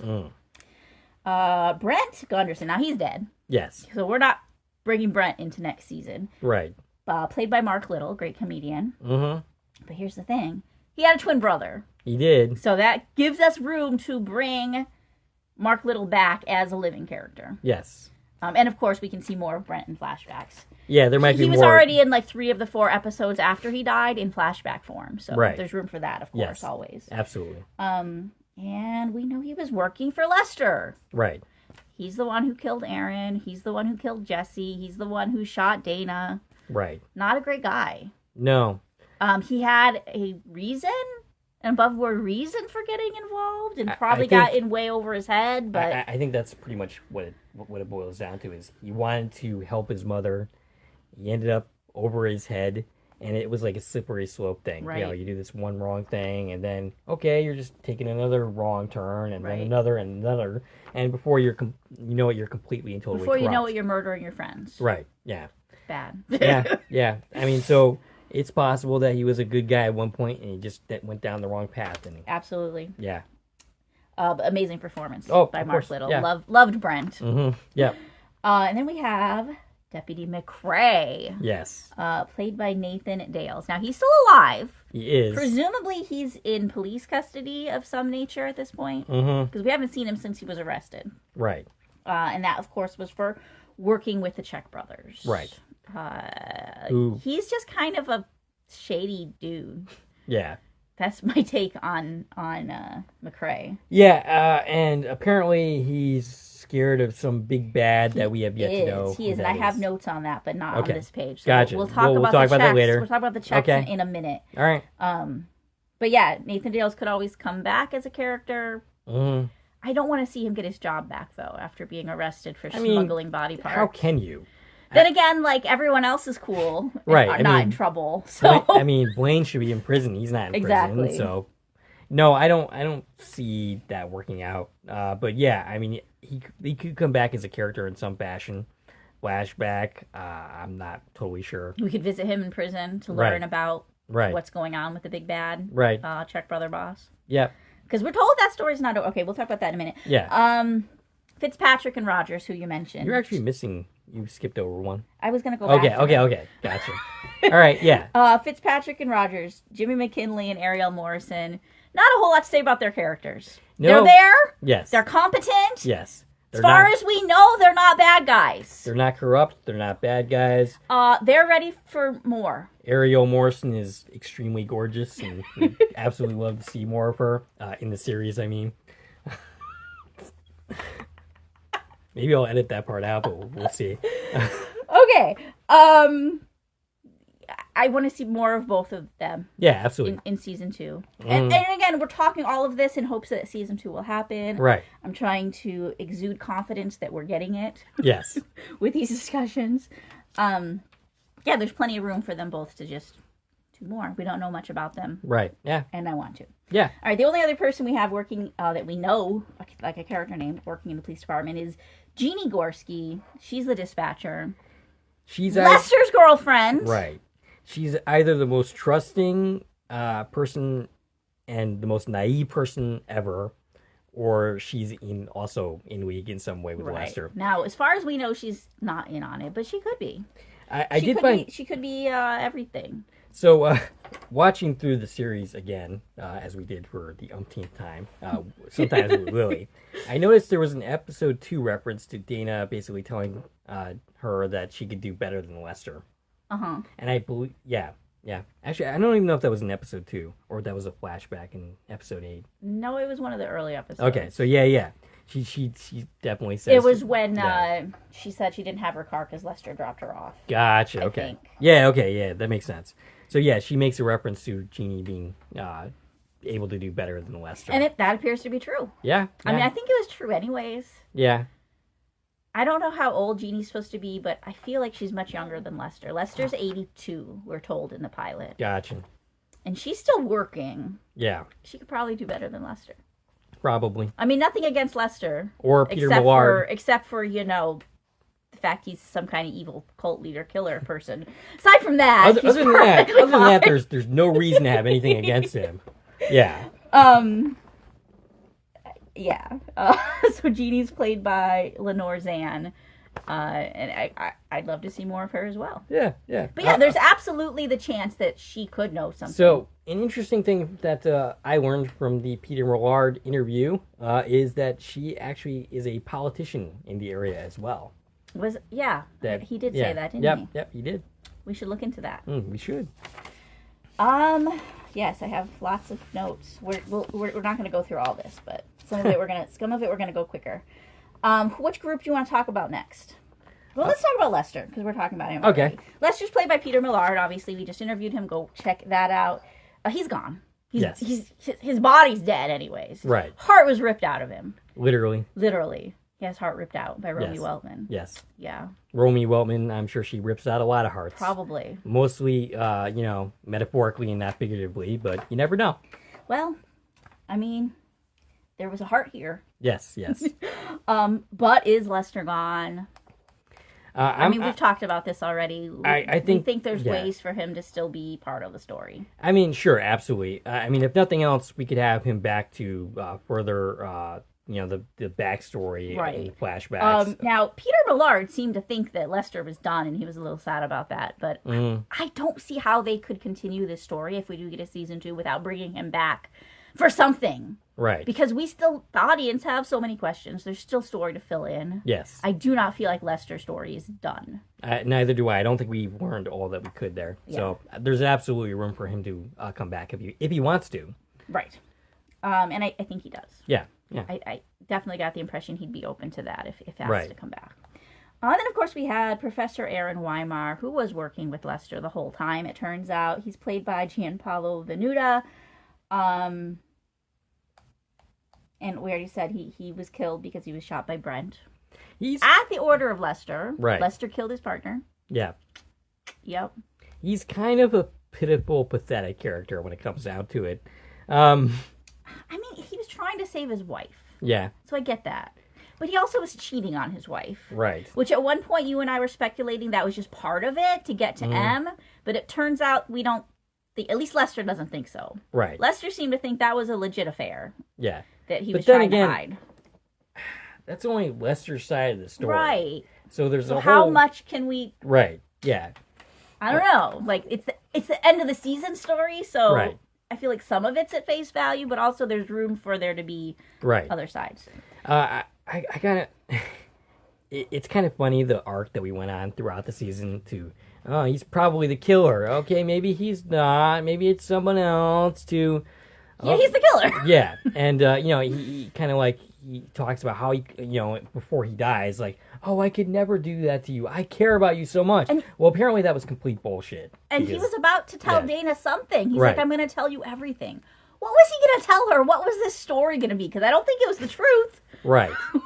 Maybe he was trying to, like, pin something on Lester. I think so. So it was... Maybe. Yeah. It would be interesting to know exactly what he intended to say and how he expected it to help. But yeah, there's, once again, this is, another character that we could see next season in the theoretical season 2. Right. Because, if we're going to bring back Lester to fill in the story of how this whole partnership worked. Right. We were definitely given the idea, like with seeing the video of the lecture and all of these things, that, he's the one who started it. He was the science man. Right. Who learned about the water first. Right. Lester found him. Right. And Lester was just the money guy, apparently, right? He was the smart guy. Lester was the money guy, and they worked together. Right. So he was a lot more involved than we had given him credit for prior to watching the finale. We thought Lester hired him. Right. Or, before we knew it was Lester, we thought whoever that guy was hired him. But that's not the case. He's actually the first one who came up with the whole water thing. Right. Which leads us to his wife, Nathia. What does she know? I still have no idea about this character. Now, you seem to be, at least what you prior expressed in the prior, the season finale podcast, that she was just in league with Lester and Aaron the entire time. It's possible. I'm less convinced of that. I think there's a possibility that she was not exactly on their side, and that I don't know what she's doing with M. Right. Exactly, but she's part of it, though. We just don't know to what. Right. To what she's part of. She definitely led her to the bridge that night. Right. So. They highly insinuated that she was the one talking to M. Right. But I don't know why. I don't know what her part in the story actually or is. was that Aaron talking to her online? Right. And the fact that Nathia made sure that she got M's case and all this was separate from that. Right. I think maybe she knew everything, but at the same time was possibly working against Aaron and Lester and trying to legitimately help M. Could be. And that we could take her scenes at face value. I mean, there's so much. We have no idea. Right. She's, I think, our biggest question mark at this point is we need to see Nathia's story. Yes. Which gives us room to see Lester and Aaron again as we fill in the blanks of what the heck does Nathia know? Right. 'Cause I feel like that's important no matter where we're going. Is where was Nathia during all of this? Or what kind of person is she in general? Right. Because she came off as a good person. Right. Is she actually? Or is she basically just as much of a piece of crap as Lester and Aaron turned out to be? I mean, yeah, okay. So, presumably she knows her husband's work. Yes. She knows about the potential of water, right? Because this is something he's been researching publicly. Like, he's got a book about it. She's sick and dying. Yes. Or possibly already having... She, at some point, was sick and dying, at least. Could also be a reviver, as we had talked about earlier. Could be a reviver, because she already died. Yeah. Or she could be trying to get M to heal her. Perhaps. Which is something somebody we interviewed suggested that. I don't remember who, because we've talked to so many people now. Lester probably, because... I think it was I don't know. Somebody mentioned the theory that maybe she's trying to get M to heal her, and that's what they're doing in Iceland. Is working on that. Did she know about the affair? Right. It seemed to be a legit affair. And I'm going to bring up the fact that Aaron lost his ring and had it replaced. Yes. What would the point of that be if everybody knows about the affair? Just to throw M off, which I don't see what the point of that would be either. Right. But... And I want to point out, because we didn't mention this during the finale, we do see the scene where Aaron is holding M under the water just before Lester intervenes. And Aaron looks at his hand and notices his ring is missing. Okay. So he notices that then, and apparently, M swallowed it. I'm not entirely sure how that happens, but whatever. Yeah. So I'm just trying to wrap my head around, like, does she know, doesn't she know? I don't know. She knew that M was a reviver. Yes. She says Aaron told her. Which could have been a lie. If she doesn't know anything as far as Aaron's concerned, he's not going to tell her that M's a reviver. Right. Because that's just his affair partner. Right. If she doesn't know he killed her, he's not going to tell her because that implements that somebody killed her and he was involved. He would not mention anything about her. I think we were watching that episode together where she said that Aaron had told her that she was a reviver, and I'm sure you remember my reaction. Like, why would anyone do that? Right. If you're having an affair with this woman, you're not going to talk about her. Right. So why would you? You're having an affair. Yeah. You killed her. Right. You don't want your wife to know these things. You're not going to bring her up. Right. You're not going to be like, oh yeah, guess what? Secret. She's a reviver. I'm not supposed to tell anybody. Right. Why do you know? that is absolutely not something that Aaron would have brought up under those unless circumstances. She already knew everything. Right. Yeah. But again, and then it's like, well, if she knows things. Was she, like, did they know she knew? Right. Or did she secretly know? I mean, I think she already knew that she was a reviver because, of course it was revealed at the final minutes of the finale that she was trying to get on M's case intentionally. Right. That she pushed for it. So she must have already known that. But how and when and what does she know? Right. Okay, so these are the things we need to know in season 2. Is give us Nethea's story better. And I don't even know if I actually mentioned Nethea Weimer is played by Gia Santu. Okay, so that's the water weirdos, how I categorized them. Okay. Where do you want to go next? Blaine's group? Sure, Blaine's group. All right, so aside from that, we had this whole separate side story, and these are the religious weirdos, is how I have them labeled. Blaine Abel. Yes. Very interesting character. It's interesting to me because, and I mentioned this to you, he, of all the characters in the show, is actually the most honest about his intentions.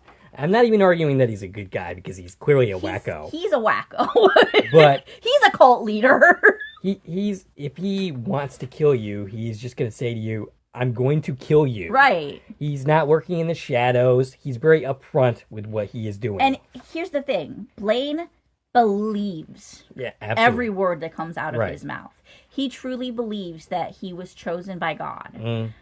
So his dad was a charlatan who put nails in his hands as a kid to try and say that he was chosen by God, right? Basically calling him stigmata boy, or whatever.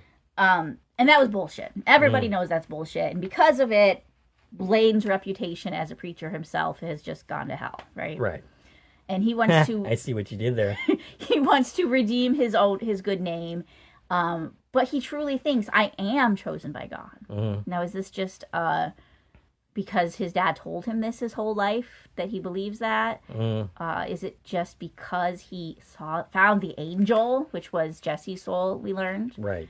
And I want to bring that up. Oh, yes. You sent that to me in a text last night. Because this came up in episode 10 that I just rewatched last night. When they're in the church and Blaine says to Ibrahim, I found the angel and it said Rose's name to me. And that's when he's like, oh, that's just confirmation bias. Right. Maybe it did actually say Rose. And maybe because I just put 2 and 2 together last night watching this for the 8,000th time. That was Jesse's spirit. Right. Blaine's angel was Jesse. Right. So if something that resembled a word was going to mumble out of it, it makes sense that word would have been Rose. It might not even have said that word out loud in English, but communicated it in some other way, perhaps maybe even telepathically or in some other way, if that makes any sense. It maybe didn't literally say Rose, but somehow communicated Rose. Right. Yeah. But yes, that particular creature obviously has a relationship to Rose. So somehow Blaine was picking up on that. Right. So that's not just bullshit. That was, there's a reason Rose is involved in this, because that's Rose's father. It's kind of funny, though. You compare Blaine and how he operates to Jesse Blackdeer, who's operating in the shadows and, sneaking flash drives and breaking into people's houses and just operating in the shadows, basically. And then you have Lester and Aaron, sneaking around the way they are. Right. And then you have Blaine, who's just out in the open saying, and broadcasting it on the radio. I'm about to kill you. Right, exactly. Send you to hell. Right.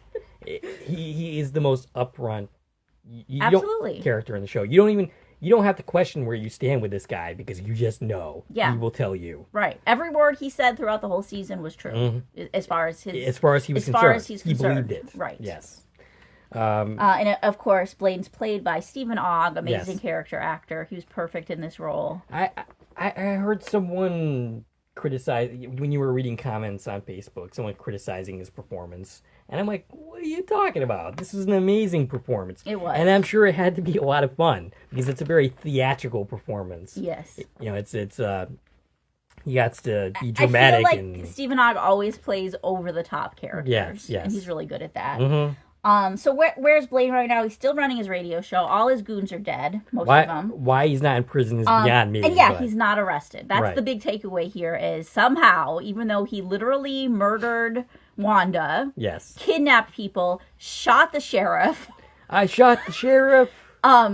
He's not arrested. Right. For any of these things that he did he did lots of things all season long. Right. I'm guessing at this point that everybody just received a blanket pardon for everything that took place within the last, season or so. But as far as we know, Yeah. McCrae's still arrested. Right. All he did was drive some body parts. Right. He didn't murder anybody. I mean, we don't actually know what happened to McCrae. Sure, McCrae but could he's be not like just there in the police station Right. in the end. Right, but maybe he's not. He's just fired from his job and not necessarily arrested. So, Blaine's followers. We've got Tyler Barrow. He seems conflicted. Now, we know, just outside of canon, by talking to the creators of the show, that Tyler is the son of Nurse Barrow, who was killed by Arlene. Right. In episode, was that 3? 2? 3? Yes, yep. And he came to join Blaine's flock because he has a vendetta against revivers. Right. He was crucial in this storyline of he's the one who kidnapped M. He infiltrated Riverside and was able to get M out, where our heroes weren't able to do that. Right. Yeah. Yeah, but we don't know what Tyler's status is. Yeah, and it's kind of funny. Throughout the season, he seemed hesitant. Like, he was not totally convinced of things. Absolutely. But he kept getting himself deeper in. Right. He seemed nervous and scared half the time. Yeah. And yet he kept still doing what Blaine told him to do. Right. Up into including kidnapping him out of the facility. Or, I don't even... I think by that last time we saw him, though, he was on board with like, oh, wait, yeah, we just kind of murdered Wanda. Right. He's the one who was like, she was saying it's not mine. What does that mean? Right. I think this could be a very redeemable character that could do good things absolutely. in the future. Oh, one question I had about Blaine. Okay. It's actually in my notes. That was never addressed by the show. Okay. So Arlene is in the hospital. Yep. She has a baby. She somehow encounters Blaine. Blaine lives through this encounter and somehow gets the baby from her. Right. Now, at that time, we knew nothing about Blaine. Mm-hmm. You know, he had this Bible verse talking about, I give you permission to vanquish your enemies. Is basically what the Bible verse was. How in the hell did he get that baby from Arlene? Right. My assumption at the time is he was somehow in league with the revivers. Right. We had that backwards. But that's totally not the case. He's totally against them. So how this goes back to saying Blaine's not an evil person. Yes. He did care about saving the baby. But how did he get the baby from Arlene? Yeah. Without ending up very dead. Without ending up dead and Arlene just left. Yeah. And him and the baby are just standing there safe. Right. But I don't know. It doesn't make much sense to me. But the fact that he did prioritize saving the baby over, like, say, capturing Arlene.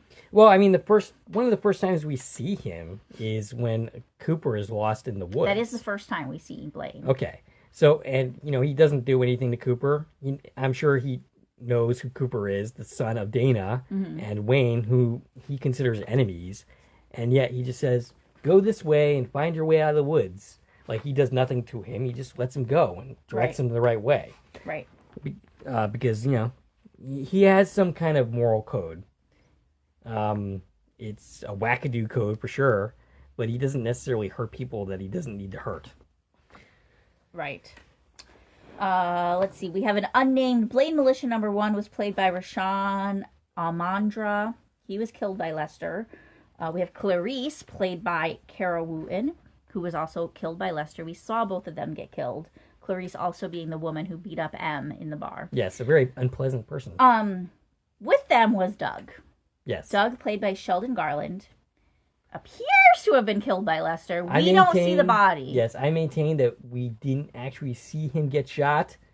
We don't see a body. Heard a shot. Yeah. Lester thinks he killed all of them. Yes. Lester leaves with M's creature. I mean, maybe he missed and Doug played dead. Doug played... Now, the question is Doug smart enough to play dead? I mean, probably not. From all appearances, no offense to Sheldon Garland, who plays the character, he does not come off as particularly smart. So right, but did Doug? And I said this to you, and you don't know the reference, but did Doug roll under a dumpster? And what was the reference again? It's a Walking Dead. Okay, reference, of course not. Where what was his name? Whatever his name went missing for like 2 seasons, and you think he's dead, but then you find out he lived through that incident because he was rolled under a dumpster and didn't die, and then he gets killed later. But it's a thing where you think the character's dead, and well, not really. Yeah, that's possible. And you know what? Because we want more Sheldon Garland. here we're telling you, you can walk yourselves out of this, creators, because we didn't see Doug's body. And he might have lived. Michael Stafford's character just disappeared off. So this is Brandon, played by Michael Stafford. Now, you wouldn't know this if you're not tracking the credits, but he was not in episodes 9 or 10. Right. We actually last see him in episode 5, I think. Mm-hmm. So, presumably, he's still alive. Yeah. He just wasn't at the church that day. Yeah. Or he could be one of the 19 people we didn't see get killed by Kale. Right. We're told all his goons are dead and 19 people died, and we didn't see 19 people there. So they definitely could write off Brandon if they wanted to and say all your goons are dead and Blaine and Tyler are the only people who lived. Or maybe Brandon was just homesick in bed that day. Right. And wasn't at the massacre. And will still be Blaine's faithful follower in season 2. Perhaps. Because, I mean, yes, we need Michael Stafford to come back. Right. And technically, we know he wasn't there. Right. No. Even though they could say he was. Right. They could. Because we didn't see 19 people get killed. No, we didn't see even. I think the actual number was 12, but we didn't even see that. Was it 12? I thought it was 9. However many people, we didn't see them. Right. So yeah, that's Blaine's people. Most of them are gone, but there's still room for Brandon and even room for Doug because we didn't see his body. We just heard a shot. Yeah. Okay. Moving on, let's talk about the Czech family. So they've been kind of out of the picture since mid-season. Yes. So it's easy, we kind of forgot about them for a while. But here's the Czech family. We've got Anthony Czech, played by Phil Brooks, that's CM Punk. Adam Czech, played by Joe Delphin. Andrew Czech, played by Matt Willis. And their mom, Dorothy Czech, played by Wendy Lyon. Dorothy's still alive. She's still alive. Who's taking care of Mom? I don't know. All 3 Czech brothers are dead and gone. I don't think... killed by M. I think she could take care of herself. There was no indication that she was, like, infirm or anything like that. Well, they were, like, everything they did was take care of Mom. So she can paint her chickens. She sells her art. Now she's all alone. Oh, that is very sad. Yeah. I don't think they're coming back. I don't think they're coming back, but they could come back in a flashback. Right. We're told. Yes. Very specifically told. We were told this. I've seen it in other interviews. That this story's not over. The whole body part reviver black market stuff that the Czech brothers were involved in, that story's not over. Right. At one point, we assumed that these were the big bads of the season. Mm-hmm. But after they're all killed, and McRae pretty much says that there's another person that he's more afraid of than the Czechs, who they were working for. So whoever the big bad is that they were working for is still unknown. That's still unknown, yes. And apparently that's a story they still plan on telling if they have the opportunity to do so. Which I hope they get. So it boggles my mind, like, what is this story that it could still be relevant? Right. Now we know this person presumably is not somebody we know because they were not in town. Right. We're being told they were back east. Mm-hmm. And when Anthony was calling from back east, it made a very specific point of telling us he was in Hell's Kitchen, New York, when he made that phone call. Right. So that person is there. Yep. Or something. Mm-hmm. So who do we... Let's give our best guesses. My vote is it's Scott Bakula. Scott Bakula, who we first met in Hell's Kitchen when we went to see him play in The Connector last year. Mm-hmm. Valid. I'd love to see Scott Bakula play the big bad. Not even a character, just Scott Bakula. Just Scott Bakula as himself? Yes, as himself, yeah. And, well, I was going to say he went to see him in The Connector, but this was 2008. What was Scott Bakula doing in 2008? NCIS? I think so, yeah. All right. Well, I'd prefer to see Scott Bakula play a character than himself, since we're talking about the biggest evil mob boss. Yeah. And Scott Bakula's a pretty nice guy. The problem with that is Bakula has never come off as particularly convincing as a bad guy. Anytime... It was my problem with some episodes of Star Trek Enterprise, in that, anytime he tried to play the hard ass, he didn't come off, to me anyway, as particularly convincing, because he's just not that person. If Luke and Aaron are listening to this, they're going to be like, why the frick are you talking about Scott Bakula right now? We're probably the only 2 people in the world who know what we're talking about. All right, moving along from that. Hell's Kitchen. Yes. Gordon Ramsay. Gordon Ramsay. This is my best guess. Yeah. My best, actual serious guess is Gordon Ramsay as himself. Okay. Is the big bad mob boss. All right. And he was trafficking body parts for cannibals. Okay. They're eating them. Gotcha. Because, he's this exotic chef. Of course, that would require convincing Gordon Ramsay to go along with that storyline, which I think is implausible. But if they made a point of telling us Hell's Kitchen. Hell's Kitchen's very closely related to Gordon Ramsay. Yeah. We had at one point speculated that the rich people are eating the body parts, so that all lines up in my head. Okay. What else you got? Well, next on your list. You can pick anybody you want. Let's see. Who would I suggest? It would have to be somebody somewhat recognizable. You have CM Punk in this series. Who's big in wrestling right now? I wouldn't know. Yeah, neither would I. You think another wrestler? Yeah, maybe like somebody in the WWF world that's recognizable. Maybe The Miz from, that was once on The Real World and the challenges and all that. I doubt that. But, maybe, who's still alive that, John Cena. John Cena, okay. Triple H. Can't be the Hulk because... Hulk's gone. Yeah. John Cena, Steve Austin, I think he's also dead. I think my names are a little more relevant than yours. Right. I don't know much. But... John Cena, I can see John Cena. So you think another wrestler? Yeah. Recognizable. I mean, that's very plausible. Right. Yeah. I mean, who else are you going to have to be at CM Punk's boss? Bob Mann. Bob Mann. Yes. Let's tell our audience who Bob Mann is, because they probably don't know. Bob Mann is a Nova Scotian actor who appears in a lot of the things that we've covered. Let's see. Sullivan's Crossing, From... The Institute. The Institute, fairly recently. He pops up everywhere. Yeah. Bob Mann is, I think he'd be a funny face to appear to be the big bad. My reaction to seeing him in the Institute when we saw him was to laugh hysterically. They did start advertising his involvement in the episode, but before I saw that, when I was watching the screener, he popped up and I just started laughing. Right. Because it was just random Bob Mann appearance. Yeah. And the average person watching isn't going to care or notice. But right. We've had this guy on our channel, we've talked to him, and he's been in a lot of things that we've watched. Right. So it was just really funny seeing him just randomly pop up. But yeah. On that note, how about Reed Price? Yes. Our buddy Reed Price. I don't think he could pull off being a villain. He usually plays a good guy. Yeah, he does. But, you could always play against type. The closest we saw him to being an antagonist would be like The Sinner season 4. He was the good guy. He was the good guy, but he was the antagonist to Bill Pullman's character anyway, because they were at odds. Yeah, but he was like the cop. He was the good cop that came to solve the case. Yes, fair enough.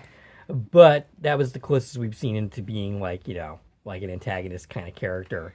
I don't know. I've got one more person from that world to bring up. Okay. Jamie Maguire. Oh, yes. Who we know can play a villain. Yes. Do we think Jamie Maguire, and that is the actor who plays Smiley Creature on From, do you think he could pull off being a mob boss? Let's ask him. He's definitely scary and creepy. Right, yeah. I could see McCrae being afraid of him. I would be afraid of him. I still get comments on his interviews from daily. People saying, "Oh my God, you're so terrifying." Like one character's like, "Oh hell no, you killed those people in horrible ways," and I'm like, I almost commented back to him like, Jamie Maguire didn't actually do that, right?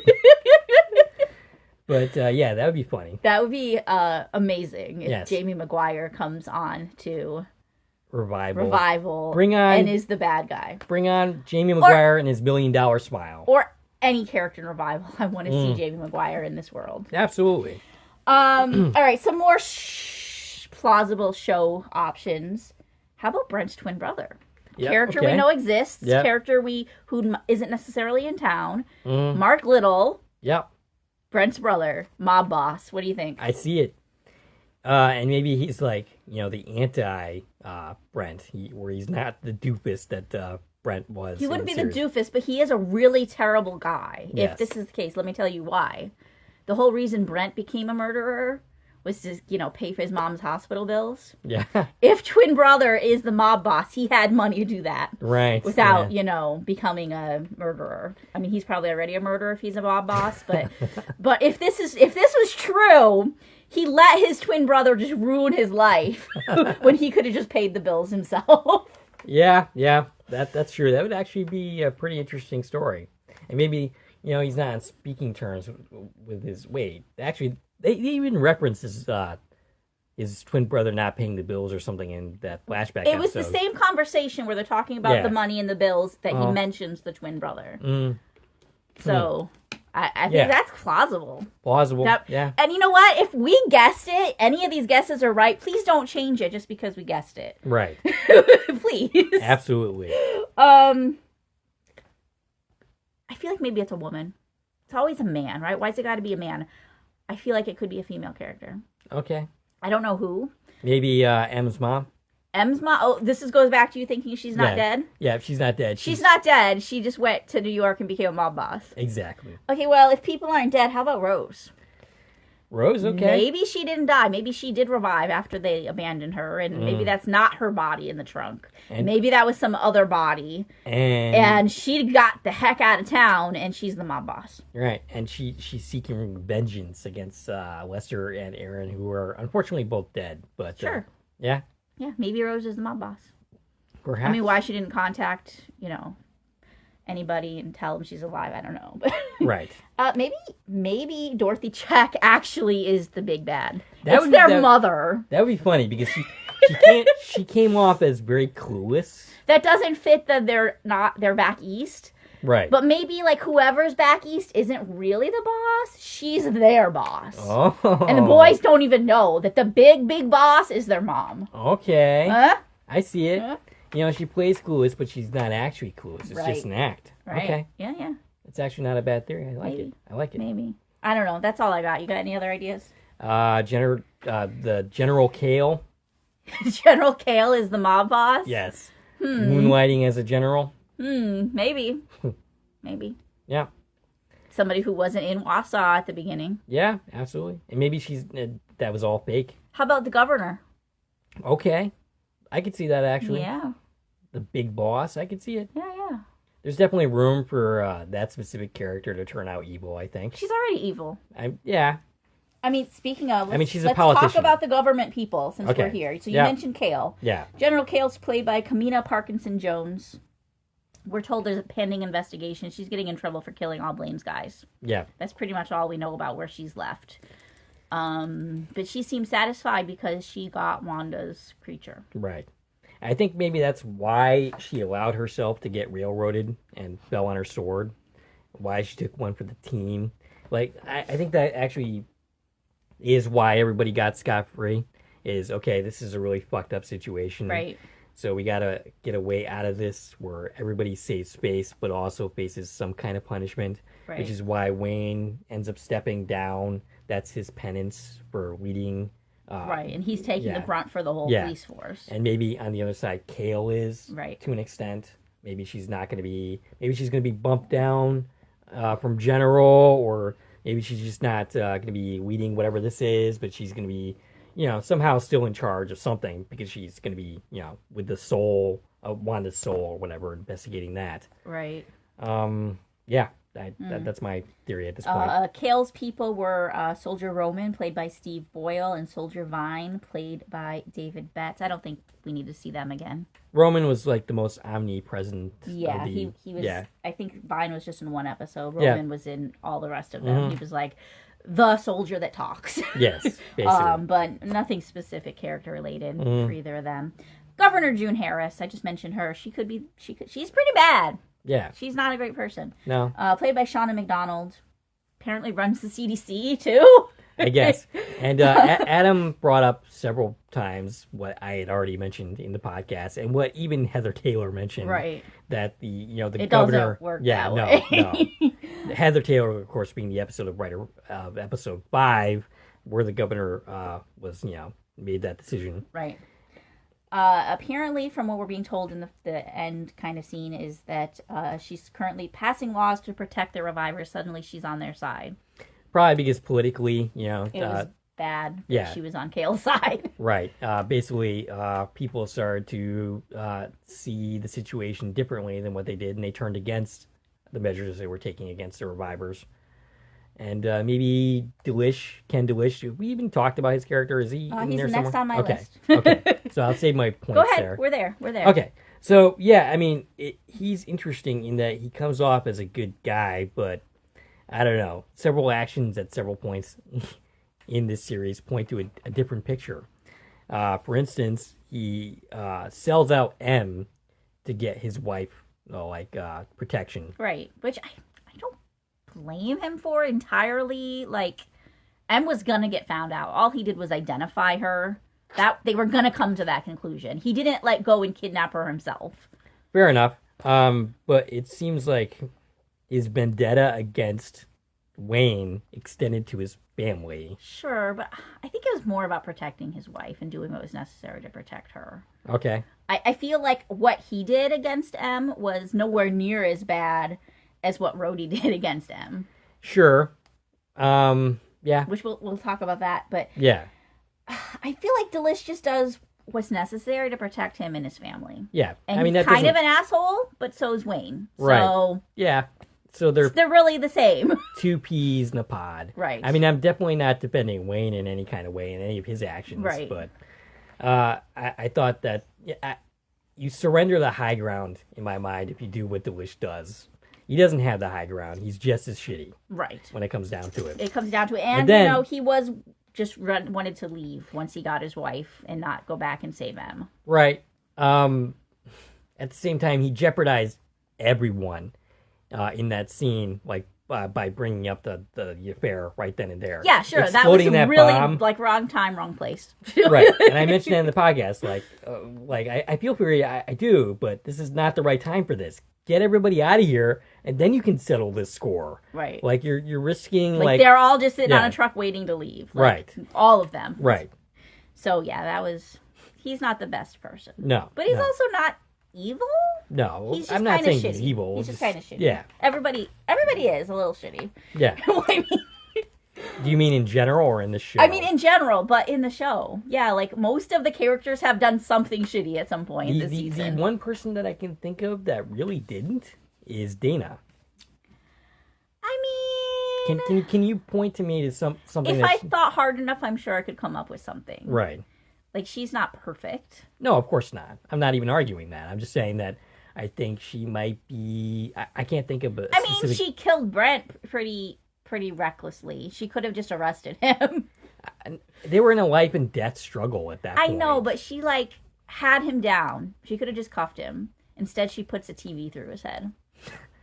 All right, fair enough.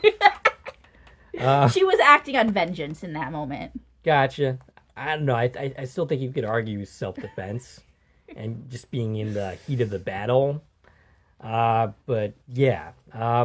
Other than that, can you really point to something that makes her crappy? I'm sure I could come up with something. Okay. Just to the point, nobody is perfect and everybody makes selfish decisions sometimes. Fair enough. Like you said, everybody's the hero of their own story, but they're the villain of somebody else's. Fair enough. All right, we have our CDC personnel. Yes. Ibrahim Ramin, played by Andy McQueen. Who quietly became one of my favorite characters. Now, I might argue he is the most noble character of the batch. And I've actually argued that point. Yeah. I think he'd be the hardest person for me to find something shitty he did. So Blaine kidnaps him, holds him hostage, holds him at gunpoint, ties him up. And at the end of the day, Ibrahim is still kind of sticking up for him with Dana. Right. Arguing, okay, this does not make sense. He brings him a sandwich. Right. Because at the end of the day, he's arguing for what's right. Right. He's not operating out of... He seems to have moral quandaries. Right. Consistently throughout everything. And that's quietly why he became one of my favorite characters. And it's also why we're really worried about him. Yes. Because it's often the moral compass that dies. He started off as kind of like this goopy character, and I think Aryelle mentioned that she enjoyed his little comedy bits, and I enjoyed those too. But I also enjoyed his more serious nature, and there's a deepness to him, a quiet deepness that I really appreciate. And it's interesting because in a little while, we're going to be getting back to Under the Dome.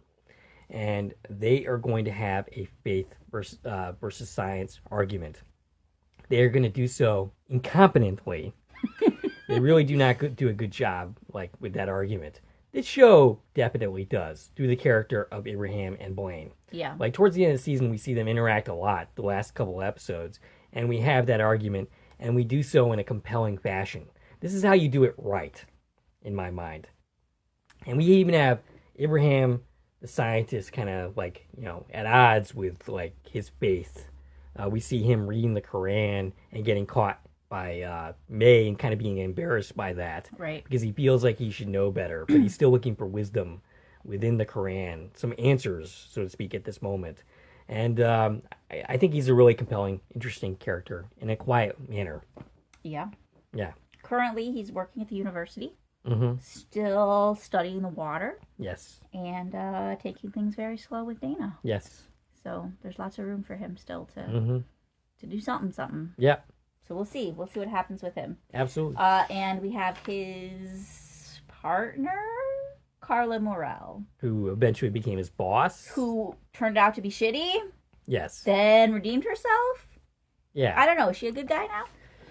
So, I think they went too far in the direction of making her a terrible person and then having her have moral qualms out of nowhere. Yeah.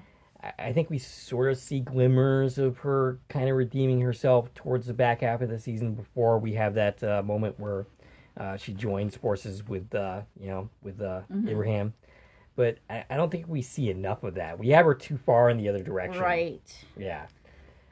So maybe there was just not enough time to tell that story. Yeah, that was definitely something that could have been developed a little more. Right. Yeah. I agree with that.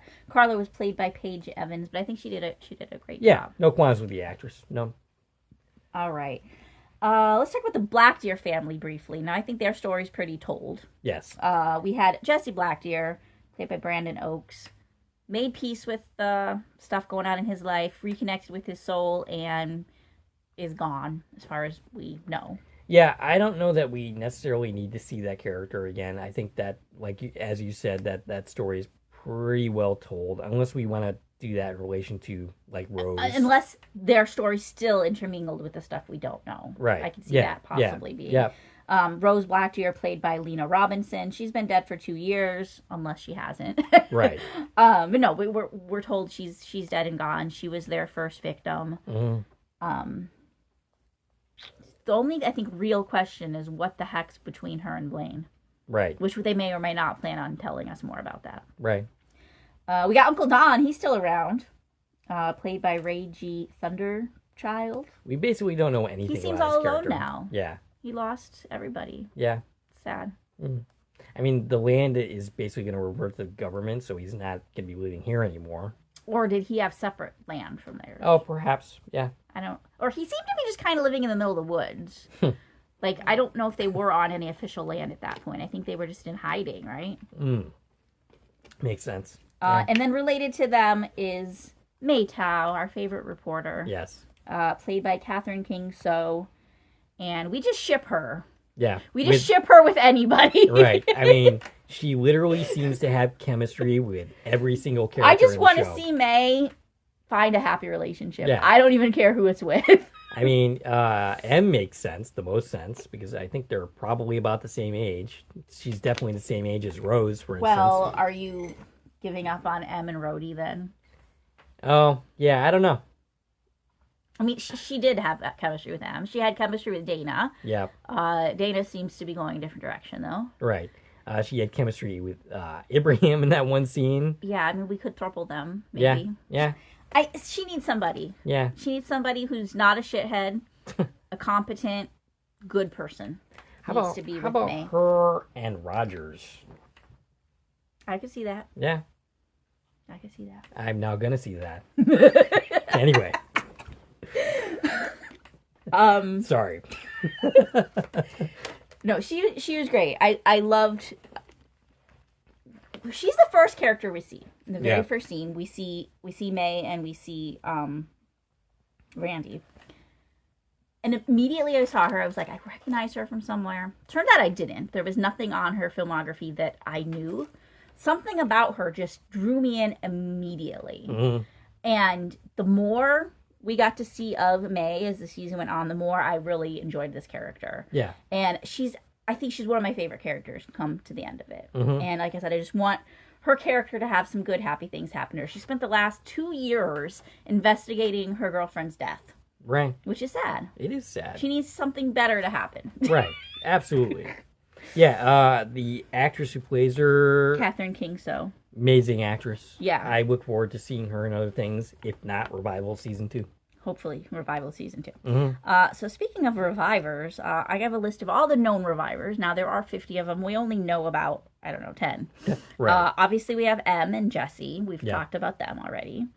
Jordan, our youngest reviver. Another amazing actress. Flora McElroy, who we're hopeful we're going to get a chance to speak with her. Yes. At some point soon. Yep. It's probably bad luck that I mentioned that just now. But right, yes. So Jordan is gone the same way Jesse's gone. Mm-hmm. Will we get to see Jordan again? Probably not, but maybe. It really depends on what actually happens when you reconnect with your soul. Right. Yeah. Then we had Wanda Peterson, played by Marcia Bennett. Now, she's in the worst case of all the revivers. Yeah. Her body's dead. Her soul's in government custody. Does it feel pain? It looked like it was feeling pain when they found it. Mm-hmm. It's scary and sad. Yeah. And is there any way to fix it? I don't know. Maybe the dead body could still be... Could revive again? Yeah. Or maybe it could just reunite with the soul by bringing that creature to the Wanda's body? Dead body. Maybe. But her body was pretty charred. It was pretty bad. It was pretty gruesome. Then, of course, we have Diane Delish, played by Precious Chong. Yes. I can't think of much to say about her. She's a nicer person than Ken is, her husband. I mean, she was cheating on him, though. Fair enough. Yeah. Yeah. So, yeah, I feel like Diane's biggest thing she did was going to Wayne and trusting that telling him she was a reviver was going to help her. Right. Nobody knew she was dead. Yes. She could have just kept her mouth shut and nothing would have happened to her. I'm thinking that's what she should have done. Absolutely. And I thought that's what she should have done from the beginning. Now, knowing she had history with Wayne kind of reframes the whole thing. It makes him more of an asshole. Absolutely. For instantly being like, why should I protect you? Right. Yeah. It definitely recontextualizes that scene between the two of them. Yeah. It's definitely interesting to point out that Wayne is overall just kind of shitty. Yeah. We've got Rhodey, of course. Yeah. Played by Caleb Horn. Mm-hmm. We're in the works to possibly talk to him. Hopefully. Yeah. Soon. Yeah. Again, it feels like it's just cursing it. Bad juju to bring these things up before they're actually recorded. But right. We're hopefully talking to him very, very soon. Mm-hmm. Maybe even the same day this comes out. Right. Maybe. We last see Rhodey. He's well. He's writing. He's in a van somewhere. He's in a van writing. Down by the river. Presumably writing lyrics. Yeah. He's doing his thing. How do we think he's dealing with the loss of Em? I'm sure he's very sad. And how much guilt is he feeling over selling her out? What he did. Yeah. Yeah. That's definitely something I want to talk to Caleb about because, wow. Yeah. Wow. He got her caught.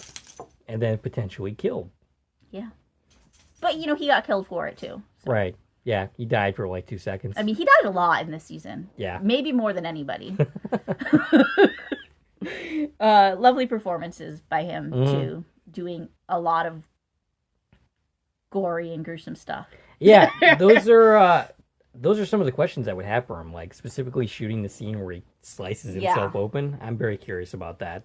And I'm assuming that's some Patrick Baxter work right there. Absolutely. So I can't wait to talk about that, hopefully. We have Arlene.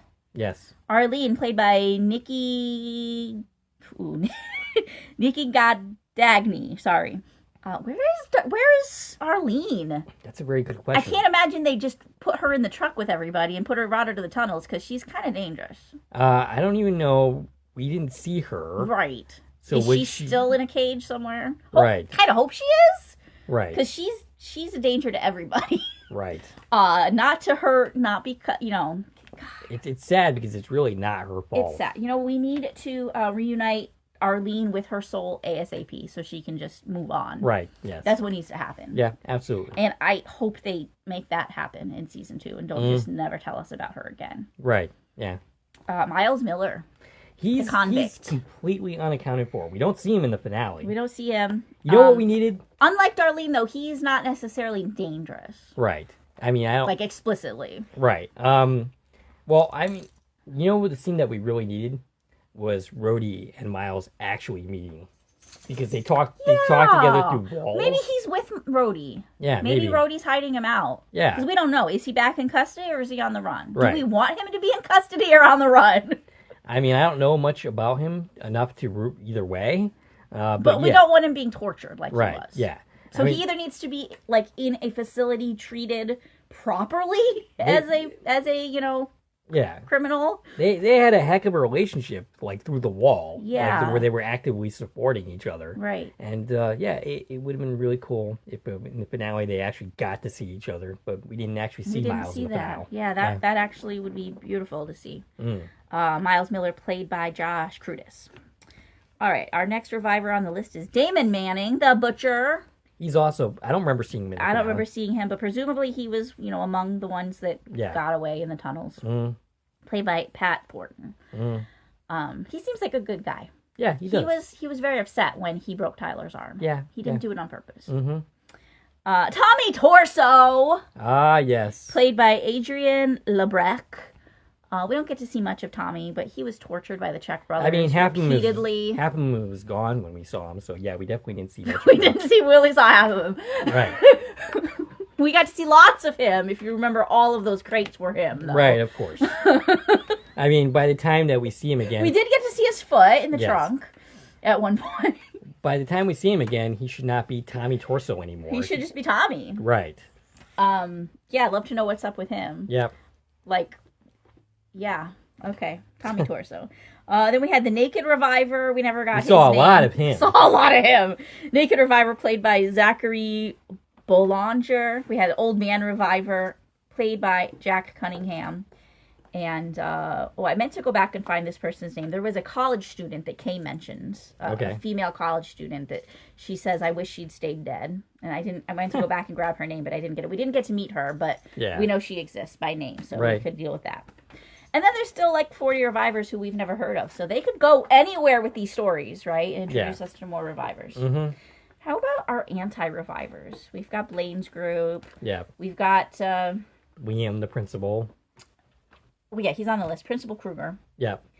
Played by Liam McNamara. I combined all that. Yeah. You did. Yeah. Yeah, he doesn't seem to like revivers very much. No. We didn't get to see a lot of Principal Kruger, but we could definitely do more with that in the second season. Yeah, absolutely. We have Jordan's parents on this list. They don't seem too happy with revivers. Nope. Carol Borchardt, played by Bridget Bezenson. And Mr. Borchardt, played by Zachary Bennett. Did they even notice Jordan's gone? We never got follow-up on them at all.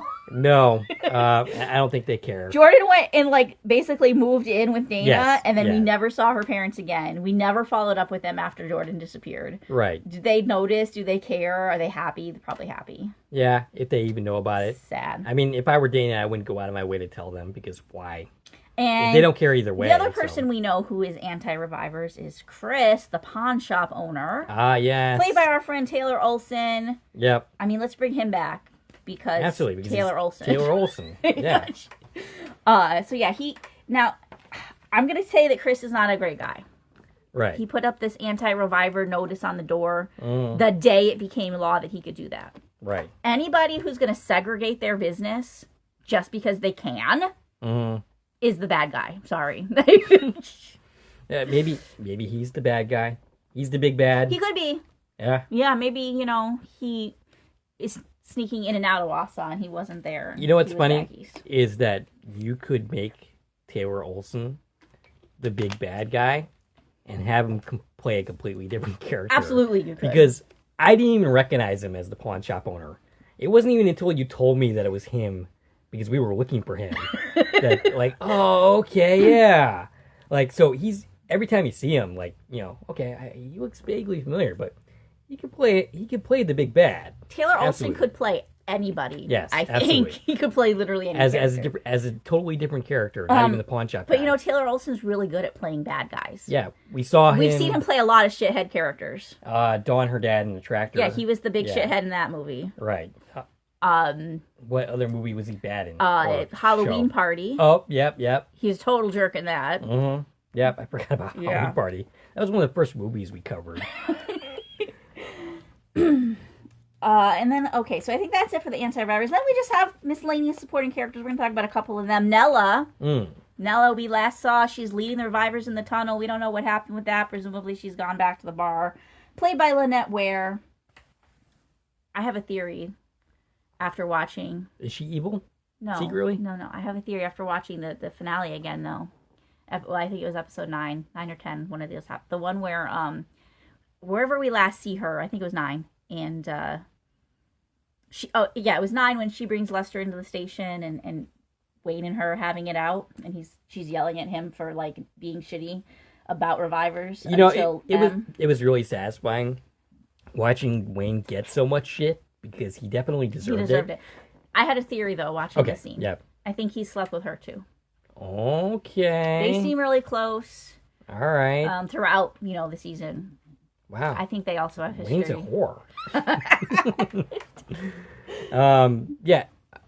It was actually satisfying him seeing Wayne get so much shit, because he deserved it. But to his credit, he did grow as a character, and at the same time, he recognized his mistakes and, basically said, "Hey, look, I screwed up here. I was wrong. Yeah, I'm with you guys now."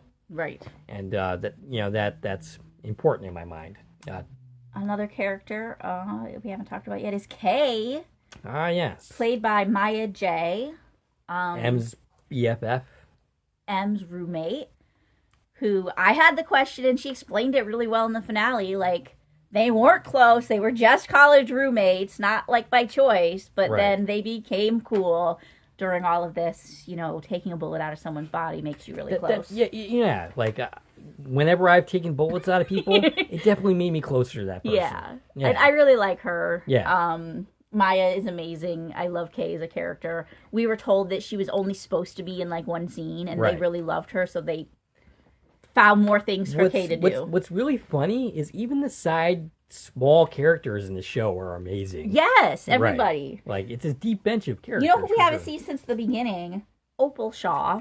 Mm-hmm. That's the old woman who dug up her husband, who died one day too early. Right. I was hoping we'd see more of her. Right. We haven't seen less of her husband. We haven't seen her again. She's played by Jill Frappier. Yeah, I thought we were gonna build on that and show the consequences of that, but we never got back to that point. We never got back to that. Two people we're not gonna get back to is the Dittmans. Mm-hmm. They're dead. They're dead. Bob Dittman was played by Derek McGrath, and Terry Dittman was played by Nora McClellan.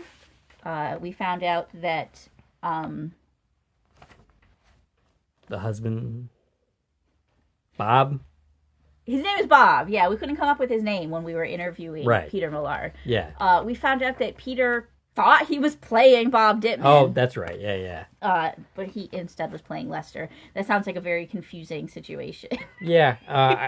In the end, Peter Millard definitely lucked out playing Lester instead of Bob.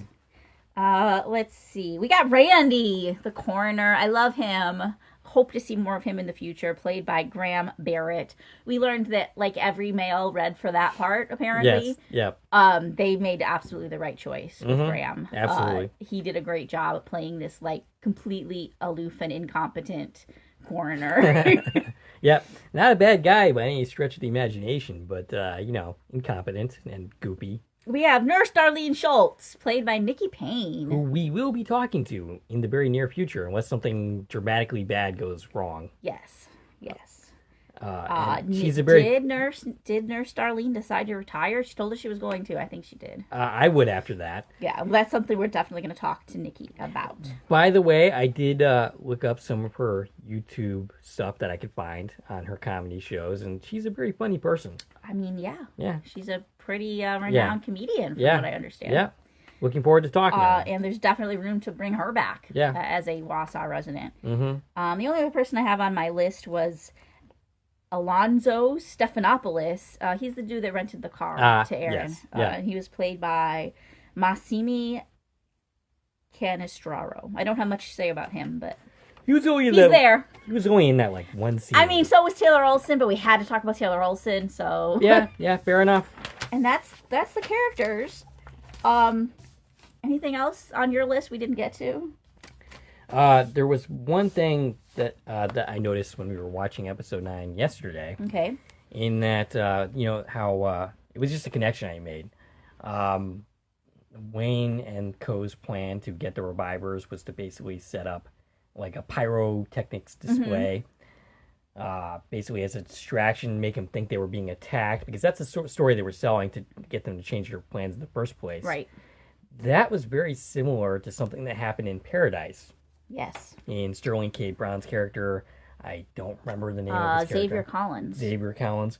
We will be talking about that show soon enough. Yes, so wait for that. Check that out. Coming soon to Korman Productions, Paradise Deep Dive, where we will know the characters' names by then. Right. We're talking about season 1 in preparation to talk about season 2. It's to help build the conversation for that season. But my point was that Xavier Collins basically set up a very similar situation to make them think they were being attacked as a distraction. Right. Different circumstances, but it's basically the same thing. Yep. Yeah. And that made me think of that. Overall, great season, great bunch of characters, great bunch of actors. Amazing. Yeah. Cast and crew, everybody we've interacted with. And we've interacted with a lot of people from this production. Right. They've all been amazing. Yeah.